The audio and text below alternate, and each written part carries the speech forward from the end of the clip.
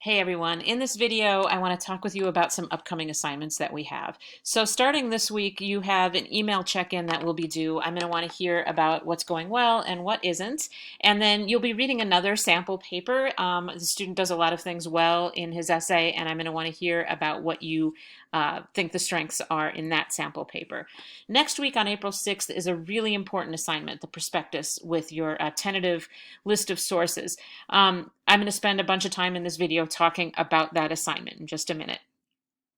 After that, you'll submit a loose outline or tentative plan for your essay. And then finally, on April 12th, we'll be due a draft, just part of the paper, not the whole thing, about 1,200 words or so, which is about 4 pages. So in this video, I want to go over the prospectus assignment. It's a really important assignment, as I mentioned. We'll look at a sample, and we'll also do a quick overview of works cited lists. So let's start with the prospectus assignment. Okay, the prospectus itself is a preview of your research paper. I know the research paper hasn't been written yet.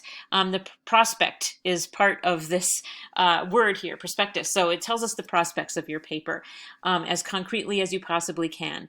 The most important thing in this prospectus is that you tell us your position, your thesis statement. Until now, I've been saying, I don't want to know where you stand yet. You shouldn't be making up your mind too quickly. In your prospectus, you definitely need to tell me where you stand and why. If you're struggling with that, if you're not sure what you want your position to be or how to articulate your position, that's something I can definitely help you with. So let's take a look here. Again, you need a thesis, your position. It must be a debatable claim that some reasonable people might disagree with. Sorry, that's Mavis the cat.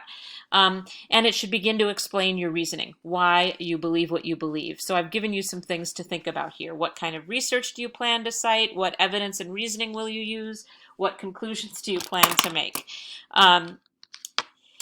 You should give your readers, me and your classmates, a good idea of what to expect when you submit your essay, okay? As always, you should cite sources. If you use material from sources, you should not use quotations. Most of the words or all of the words should be your own. If you really feel compelled to use a quotation, keep it short. And then finally, the prospectus should include a list, a tentative works cited list that includes at least 5 sources you're planning to use in the paper itself. And those sources need to meet the requirements for the actual essay as described in the expanded research overview. So at least 5 sources, at least 2 located through OneSearch, at least 1 from a scholarly journal. These sources can change. That's why I've got the word tentative here. You might not end up using the same sources in your actual paper, but I want you to provide evidence of the research that you've been doing so far. We will talk about MLA format and formatting your works cited list later in this video. The length of your prospectus should be between 250 and 300 words, and that is a pretty firm guideline. If you go over 300 words, that's too long for a prospectus. A prospectus by its nature is brief, so 250 to 300 words is the guideline you should stick to. This will be due on April 6th. You'll submit it. You'll also post it on D2L in discussions and get some feedback from a couple classmates and give feedback to a couple classmates too.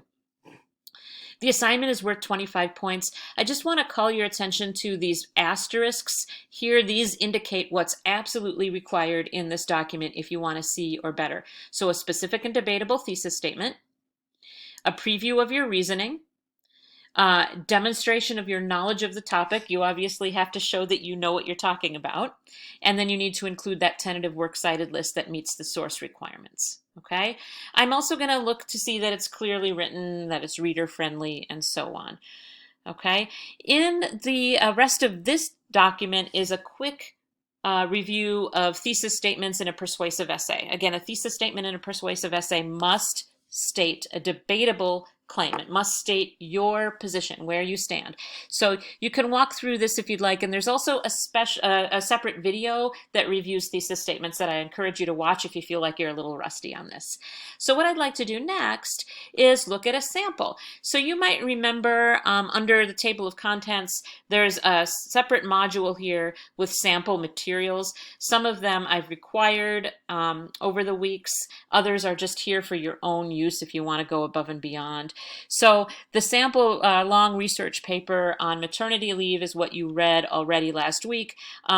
This packet also includes the prospectus for that assignment. So let's take a look. So this paper was written again before the student had actually written her research paper. Notice the formal MLA heading. This is a formal assignment. Notice the specific title with the colon and the word prospectus. Please do that. You should have the subtitle so this looks different from the first page of your essay. Now, this student is using 3 paragraphs. There's no magic number for paragraphs. Just follow the general guidelines for paragraphing, right? Focused paragraphs. So in her paper, in her prospectus, she gives her audience a definition of the FMLA, gives us some background on what it is, and then she gets into what the problem with it is, and then what she is arguing, her thesis statement. Our current maternity leave policy should be reformed to include blah, blah, blah. That's her thesis statement. And then finally, she starts to explain how she'll support her argument and her supporting reasons, right? Better maternal, physical and mental health, lower infant mortality rates, and better health for the baby, and economic and business reasons for doing this too. So this gives us a really strong preview of what to expect in her paper. Now, what you will do next is include your tentative works cited list with at least 5 sources that you're planning to use in your paper. What is different about this packet is this student is using an old assignment that I took off the schedule for you. You might remember I canceled this assignment that required an extra page explaining what your sources are and how you will use them. You don't have to do that part. You can just skip right to the actual list of sources in your paper. Okay? Let's go back and look at another assignment. Another sample. This prospectus was written by a student of mine who used to be a realtor, and she noticed a problem with credit reports. So she's got her title, colon, prospectus, and then she explains FICO or Fair Isaac, what this credit report is, how it works, and then after she gives us the necessary background, she gives us the problem with it, how it seems to discriminate against minorities, the young, and those with lower socioeconomic status.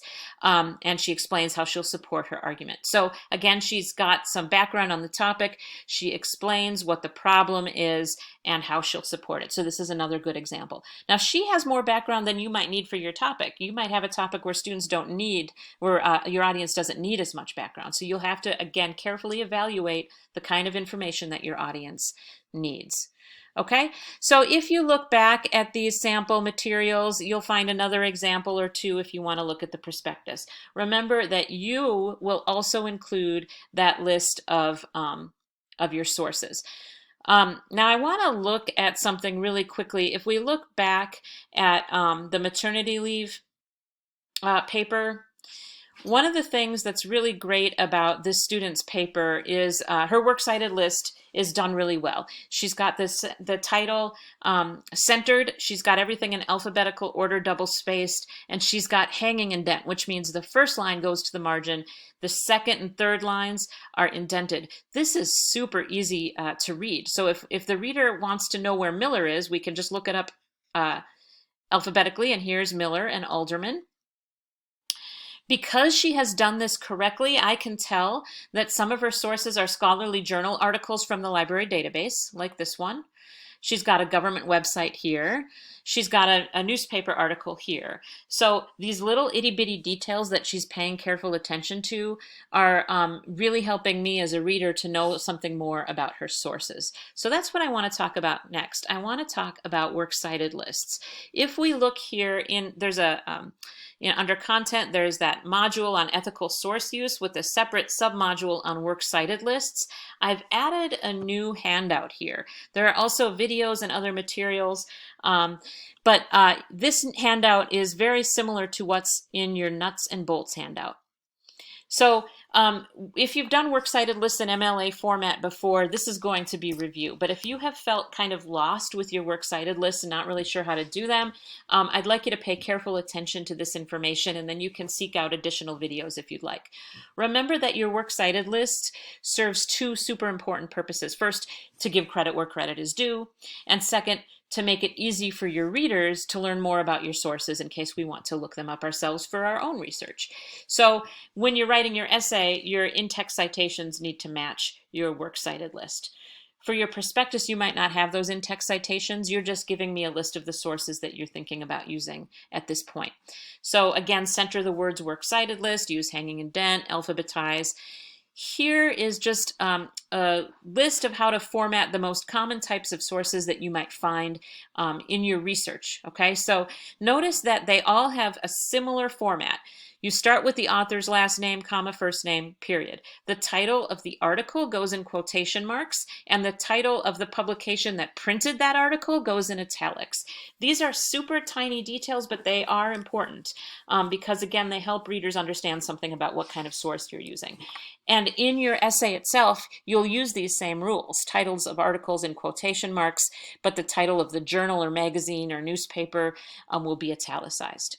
Okay, so again, author's name, title of the article, title of the publication, the date that it was published, and the URL, followed by a period. End every citation with a period. Notice how if you get these materials from a library database, you additionally add the name of the database, and that's how I know that you've met the OneSearch requirement, okay? The DOI is a digital object indicator. That number might be used in place of your URL. Remember, if you're having OneSearch format your citations for you in MLA form, it'll spit this out for you, and you just have to proofread to make sure it's correct. 95% of the time, it's correct, maybe more. Okay, down here is a work from a website, and finally books if you're using an ebook. Most of you are using articles from online magazines or databases. So these sources, this information should help you. If you have another kind of source you used, you can look up how to format it in the Purdue OWL, or I can help you as well.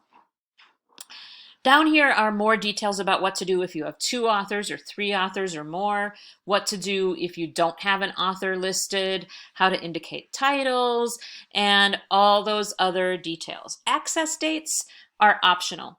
I don't need them. Some of you have been providing them, and that's fine too. So I think that's the overview I wanted to provide. If you ever have any questions about how to cite a source, how to format your works cited list, let me know. For the prospectus, the big picture stuff is what I really need to see, that you have at least 5 sources, that you're meeting the types of source requirements established for this project, and that your works cited entry is doing the big picture stuff, putting sources in alphabetical order, providing the right components for each entry so that I can find the source if I need to. Okay, reach out if you have any questions. Reach out to Bill if you're still struggling to find sources, or reach out to me. Remember that we both want you to do well on this project, and we are definitely here for you either through email or by virtual appointment. I hope everything's going well. If you need anything at all, we're here for you.